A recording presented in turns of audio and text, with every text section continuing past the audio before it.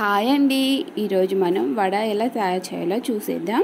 దానికోసం ఒక గ్లాస్ పప్పు తీసుకొని 3 అవర్స్ నానబెట్టుకోవాలండి. మెత్తగా మిక్సీ పట్టుకోవాలి.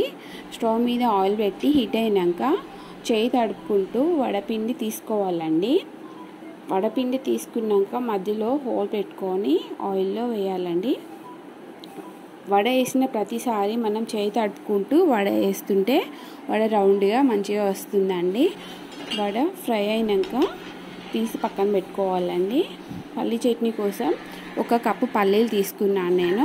స్టవ్ మీద ప్యాన్ పెట్టుకొని ఆయిల్ వేసేసి ఒక 4-5 పచ్చిమిర్చి, కొంచెం జీలకర్ర వేసి మంచిగా ఫ్రై చేసుకోవాలండి.